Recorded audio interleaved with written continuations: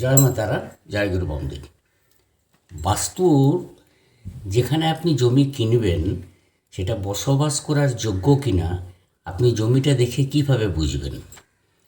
যে জমি আপনি কিনবেন সেই জমিতে আপনি 2-3 ফুট গর্ত করে নিন। গর্ত করার পর ওখানে জল ভর্তি করে দিন।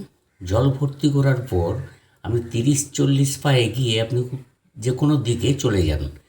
ঘুরে এসে যদি দেখেন জল সম্পূর্ণ পূর্ণ রয়েছে, জানবেন বাস্তু একদম সম্পূর্ণ নির্দোষ, কোনো তার মধ্যে দোষ নেই। আর যদি দেখেন যদি জল কিছুটা নেমে গেছে, তাহলে জানবেন মধ্যম শ্রেণীর বাস্তু। আর ঘুরে এসে যদি দেখেন জলপূর্ণ গর্তটির একদম জল শোষিত হয়ে গেছে, জল একদমই নেই, তাহলে জানবেন সেই বাস্তুর বসবাস করার অযোগ্য জমি। যদি বাস্তুর জমি বিষমবাহু, ত্রিভুজাকৃতি বা ডিম্বাকৃতি হয়, তাহলেও সেটা বাস্তু দোষ।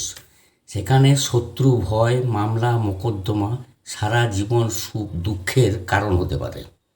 এই ক্ষেত্রে জমি থেকে আয়তাকার ক্ষেত্রে বার করে বাকি অংশটুকু সংসারের মঙ্গলের জন্যে ছেড়ে দিতে হবে। গৃহ নির্মাণের পর গুরুত্বপূর্ণ প্রবেশদ্বারের মধ্যে মাঙ্গলিক টাইলস বা মাঙ্গলিক চিহ্ন লাগান, এতে সংসারে শান্তি আসবে। তোমাদের পাশে আছি, সকলে ভালো থেকো। আমার ভিডিও ভালো লাগলে পাশে থেকো। রাধা রাধা।